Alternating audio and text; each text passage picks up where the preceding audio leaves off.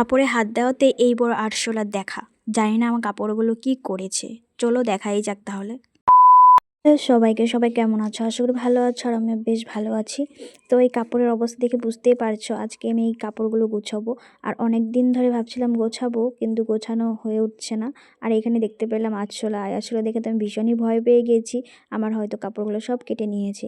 তো আমি এখন এক এক করে নামিয়েই নিয়েছি কাপড়গুলো। একদিকে আমি এক এক করে দেখছিলাম আমার কাপড়গুলো কেটেছি কিনা। আর সত্যি বলতে আমি ভীষণই ভয়ে দেখছিলাম, কারণ বেশিরভাগ কাপড়গুলো আমি এখানে রেখে দিয়েছিলাম। সত্যি বলতে কাপড় অনেক হয়ে গিয়েছে, গডরেজ শোকেস ভর্তি, কিন্তু আর যাই হচ্ছে না কোথায় রাখবো। তো যাই হোক, এটার মধ্যে আমার এখন গুছিয়ে রাখতেই হবে। রাখার অসুবিধাটা একটু মেয়েদের বেশি ফেস করতে হয়, কারণ আমার মেয়েরা একটু শপিং করতেই ভালোবাসি।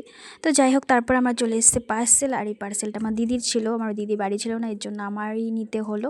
আর এখানে এসে আমি 10-15 মিনিট ধরে দাঁড়িয়ে আছি, আমার পার্সেলই খুঁজে যাচ্ছে। আর এখানে দেখতে পারছো এত পার্সেল এনেছে যে আমার পার্সেলটা খুঁজেই পাচ্ছে না। তারপর আমিও একটু পার্সেলটা খুঁজলাম, তো আমিও পেলাম না।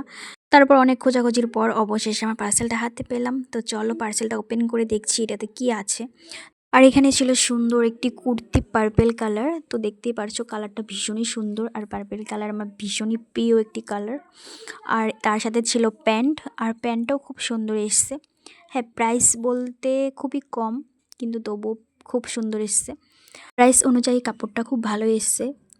আর এখানে দেখো হাতা ছিল ফুল হাতা, আর হাতার বর্ডারটুকু হোয়াইটের মধ্যে ছিল। আর গলার রাউন্ডটা দেখতেই পাচ্ছ, এখানে নেটের ছিল ভি টাইপ। মানে ঘরটা গোছালাম একটু। ঘর গোছানো মানে খুবই আবর্জনা হয়েছিল, দেখতে পারলে। জামা কাপড়গুলো গোছালাম, এগুলোই। আর কাজবাজ ঘরের সবটা আমি দেখাতে পারিনি, করেছি টুকটাক। তো এ পর্যন্ত, বাই সবাইকে।